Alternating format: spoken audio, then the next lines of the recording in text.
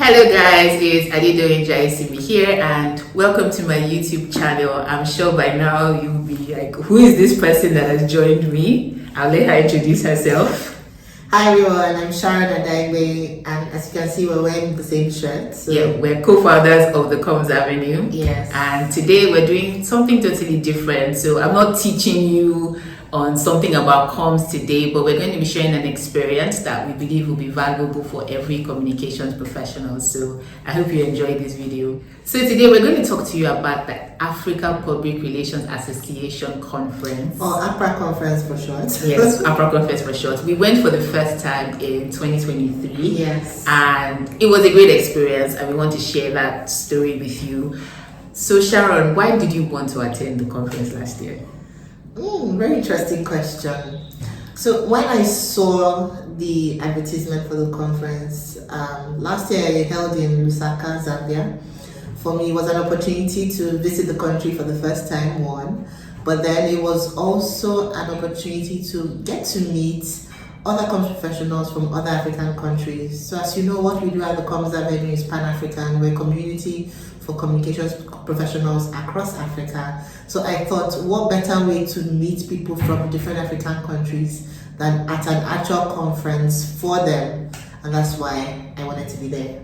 And that's really a valid point, because even for me, so when I saw the advertisement, I saw the call for briefs, because you can submit a brief to be a speaker, and I was like, a Pan-African platform, I'm going to go for it. So I submitted a brief to present. I didn't get to present an individual brief. I got to facilitate a workshop, but the idea really was, this is a platform that has professionals from across the continent, get to meet people, get to learn communications and PR from their own perspective. So that was the reason why I personally wanted to attend. Thinking about registering for the conference, how was that? Okay, so yes, I handled our registration and it was pretty straightforward. So shout out to APRA Secretariat and Veronica is doing everything. Veronica, I emailed her asking for the documentation, like the introduction letter for the visa and the list of hotels that were partnering with the conference, and she sent all that information promptly. I was able to do the registration payment for the registration on their website, and it went through very easily. There were no issues with that.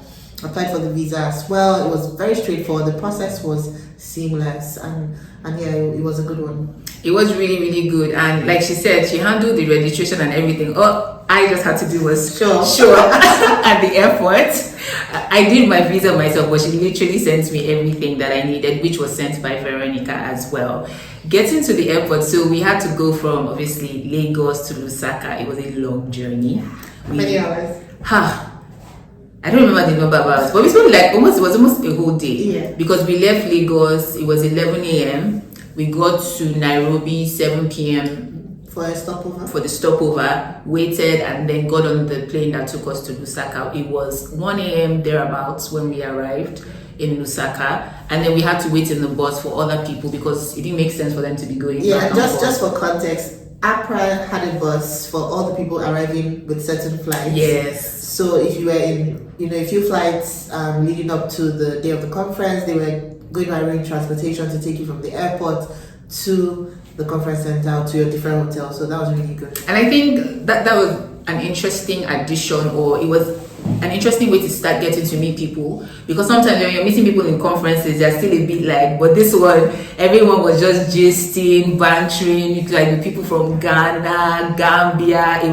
And I met people from countries I had never even been to. In fact, there was someone from an island. I was like, Banato. Do you remember? Banato, was it? Something. I was like, this exists in Africa. So it really was an educative experience. Yes. Just really meeting the people. By the time we got to our hotel, it was like 4 a.m. So obviously, we just knocked out and crashed. But it was a good experience getting there. So the next morning when we woke up, obviously we were staying in a hotel, complimentary breakfast. Shout out to the Jaiyesimi. That's great. Hey God, I was always taking this. That remember that yogurt, that yogurt and the granola. That was my number one go-to. But anyway, we obviously had to rest. But once we were well rested, that evening was the opening conference at the Mulogushi Center. Opening ceremony at the Mulogushi Center. And it was, I don't know, I felt proud to be African because there was the dance. Yeah, so they had dancers in the traditional wear and there was the drums and it was very, very festive. Very, very It was festive. really, really nice. And the registration process at the conference itself was also seamless. You just go, say your name, they give you your tag. And your goodie bag. We had a very nice conference, but I still use now the laptop bag. And then there was a little cocktail thereabouts And yeah, a little more networking as well, meeting some other people, talking to them. It was good. So that was like a melting point just before, because the conference was starting the very next day. So on the day of the conference itself, we were back again to the Mulogushi Center, and there was this. Do you remember the people coming in with the flags? My goodness, that was so beautiful. So at the start, we had different people carrying different African flags and waving them and dancing around the room. And for me, that actually made me very emotional, that segment, because it just made me see that, being a Nigerian, I'm still part of this wider continent of Africa, and we are all one. We have so many things in common, and we can do more together. So it made me feel very emotional. Yeah, and it's also aligned. So APRA, they say one Africa, one APRA. So it was a high point. African moment. Yes, it was really, really nice. And then after that, there were a few speeches here and there, and then went into the conversations of the day. And every session, I felt like there was a different vibe to the different sessions. So some were presentations, some were panels, some were people presenting case studies. I handled one of the workshops, and it was really, really, really informative, every single session that we had to go through. So that variety of the content within the conference itself was something that I actually did enjoy. So what were some of your other highlights from the conference? Okay, I think one session I will always remember was the session by the CEO of Standard Chartered Lusaka, yes. Dr. Sonny Zulu. I think that's his name, yes. He was very inspirational, very articulate, and he made me just think about how to do work as a communications professional, from a world-class perspective. It was a really good session. Yeah, and I'm happy you mentioned that, because you remember when he put like two images. One image with slums and the typical images associated with Africa, then the next one with affluent images, and then obviously he said, which one do you think is Africa? And everyone said no, but that's in Europe actually, and it's not Africa. And it really just communicates that power of the narrative, what we do as communications professionals in really shaping who we are as a continent. So that was something that I thought was really good. Any other highlights for you? I think the session you had, with Kwame, Senu, and Antoinette Gian. So Kwame, I believe, lives in Cote d'Ivoire, and then Antoinette Gian, she's from Ghana, and then Adedoyin brought the Nigerian flavor, and they handled this session very, very well done, very well done. Of course, I was proud that she was up there. But yes, that panel, one, it was by young people. Three of you rather handled it, with finesse, and that was another highlight for me. Thank you. And I guess it was also definitely a highlight for me because that was a first. I've never co-facilitated on such a platform. And interesting thing, I know I told you because I thought that it was going to be a breakout. Yes, it was supposed to be a breakout. In a smaller room. And the room that we used was a very big room. So I was like, surely we cannot do it here. And they were like, yeah, we're actually going to do this here. On the main stage. So I said to Sharon, we're going to be on the main stage. But it went really, really well. The feedback was great. And it was also good to see, because sometimes you think that there are things that people know, but it's also good to see that people learned new things, and not just young people, even the older people. So that transfer of knowledge for me was quite nice to see. I really liked that. And if I can pick something else that I really enjoyed, maybe we should take it out of the learning sessions, was some of the side events. We're going to confess, we didn't go for a lot of the side events because as conferences go, there's always a lot to do. And while that's going on, there's still work to do. Exactly. So sometimes we're opening our laptops and taking calls and all of that stuff. And largely we're very introverted, so at some time the social battery was going like this, dimming, going down. But we did attend the Sabre Awards. Oh yes, that was awesome. That was so really, good. really good. That was good. So for those who don't know what Sabre Awards is, do you want to tell us what it is? Yeah, so it's literally, well, don't let me say literally, but it's like one of the biggest awards for communication and public relations professionals. It happens across the world. It's run by Provoke Media. So the one for Africa, it syncs with the APRA conference, and then they award based on different campaigns. Obviously, you have to submit an entry, and this is something I must say, because at some point I was like, hello, I know some campaigns that should win this award, but if you didn't submit the entry, there's nothing for them to judge. You can't win when you don't play. Exactly. So it'll be great to see. I mean, I think this year they've already announced like the nominees for this year, but for next year, if you've done great work, great campaigns, please put it out there, because that's how we get visibility. But anyway, it gets judged on different metrics and all, and they give awards. It's very, very nice. Just a celebration of the hard work that PR people do. And as you can imagine, that night everyone was dressed, in African wear. There were dances. There was great food. It was just good to be letting our hair down after a week of really insightful conversations. Yeah, and Nigerians dominated the music, because at first they started with some, it was okay music, but then they put the Nigerian flavor, and that's more like it. But yeah, that was really, really interesting. And then I would say one of my top 3 highlights was the tour. Oh my goodness, this deserves its own segment, because guys, no, you can't even miss it this year. Where do we start from? The conference happened in Mulungoshi International Center, like Adedoyin said. But after the conference is done, we typically, use a few days, 1-2 days, to go around and do some sightseeing, get to know the country we're in. And we're going to go from Lusaka to Victoria Falls. And so for that, we did a road trip. Now, maybe the road trip was my least, because I don't like road trips. I enjoyed the road trip. It was so good. How many hours? The scenery was amazing. But then the people, I think for me, the people made it enjoyable, because, it's the tour bus, people are vibing, doing different things, then stops There's and all. music. But then there I was like, Father God, this journey needs to end now. But however, when we arrived at Livingston, oh my gosh, the view, the hotel, again, Ramsey. So you can take all my money. It was so good. It was really beautiful. And then we went on the boat cruise on we saw people on the Zambezi, yes, and we saw elephants, giraffes. It was really, really lovely. And then it was the next day. We then went to the Victoria Falls. This Victoria Falls. And what else did we do that day? I think that was it. Yeah, it was just Victoria. Some people then decided to go and do all sorts of things. Zip lining and skydiving and all of that. That was a Victoria, I'll call you out. Victoria actually did. She walked with the lions. She walked with the lions. Okay, it's true. Some people actually walked with the lions. Me, I did not do it. My mother in Nigeria. What's my own? Then they did zip lining. Victoria, as I said, yes, Veronica did zip lining. I didn't do it. I went through the water. I was heavily drenched. I thanks God for his wonders, and I went back to the bus, because lions count me out. No, did you walk with the lions? I could never. My husband sent me a picture of my kids to remind me that I had children in Nigeria waiting for me. Oh my goodness. So I did not walk with the lions.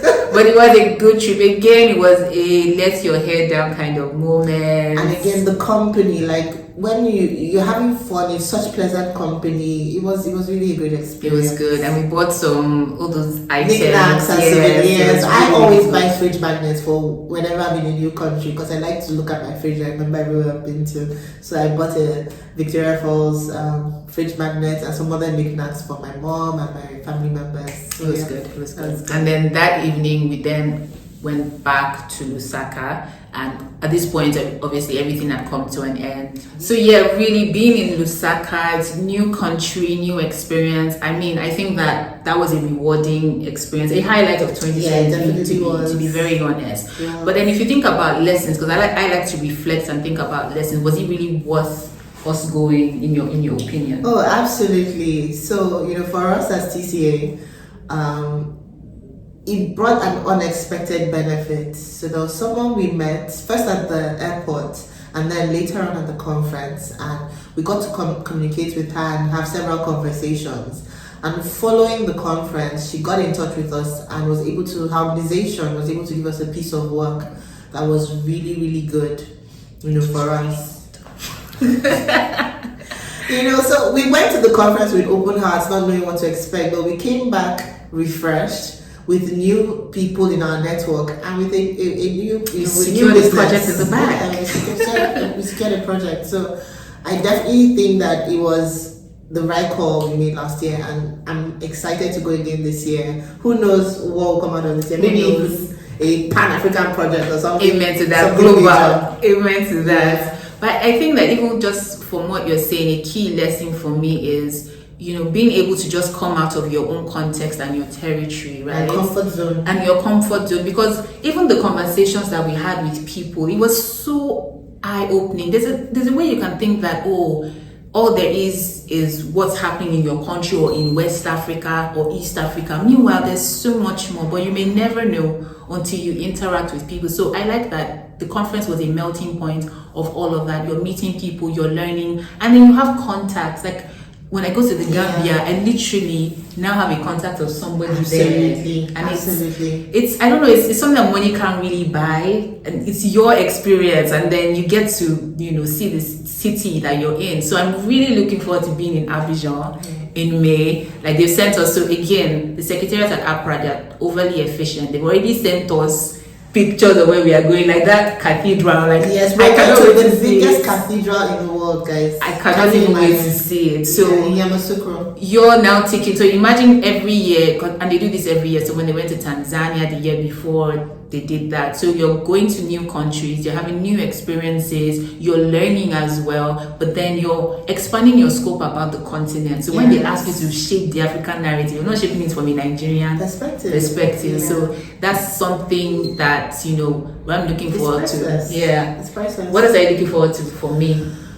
My goodness. I think I'm looking forward to practicing my French. So I haven't let Adedoyin rest. Ever since I knew that we were going to Côte d'Ivoire, guys, I have been practicing. I say bonjour, je m'appelle Sharon. And there's Google Translate. So I'm looking forward to practicing my French, but just to her point, I'm looking forward to learning about how the comms and PR space is in Côte d'Ivoire, and from other people. It's priceless to be able to get that kind of information and even begin to dream about your career just beyond the Nigerian perspective. So you talk to people, and then there was someone we met in one of our trips, and he had worked across West Africa, and that opened my mind up a little more. Like, oh wow, Sharon, you don't always have to work just in your country. Yeah. You could work, in your whole region. You could be in charge of your whole region. You could do much more. And those are the sort of things that happen when you talk to people and go for conferences like this. So I'm looking forward to more conversations, more eye-opening moments, and c'est la vie.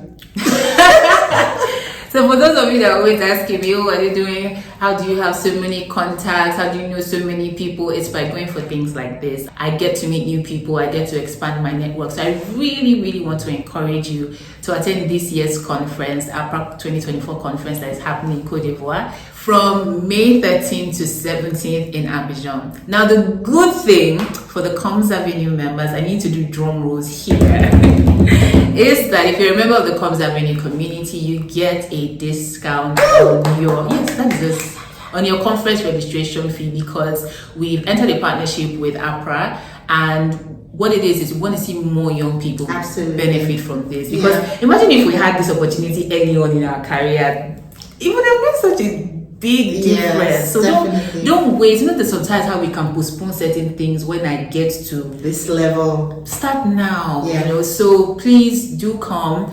We're also going to be having a session on mentorship, because we're big on mentorship. We want to really talk about the mentorship framework and model we've implemented. How can more older, I don't want to call them older now because they used to beef me when I got more experienced and senior professionals to mentor, because knowledge transfer, I was reading something recently that there's a knowledge transfer gap, and mentorship is a way to ensure that knowledge transfer gap. So it is good for the young professionals, it's good for the senior professionals. You will learn, you will network, and you will have fun. So any last words before we go? Enfin, je pense que in English, c'est une bonne idée. I know she's speaking fake French now. Who is going to know this French that you're speaking now? Oh my goodness, I can't wait to hang out with you guys. So we want to even, I think it would be great to have community members really show up and show out. Yeah, and we have a group to see a picture at the conference. Yeah, so, I think it'll be really good. Yeah. So if you have any questions, you can put them here on YouTube, or you can send us an email. The email address will be scrolling. We'll be happy to answer any questions you may have. And then the information you need will also be on the APRA website. So here's us looking forward to seeing you in Abidjan. A bientôt. Bye. See you in the next video. See you.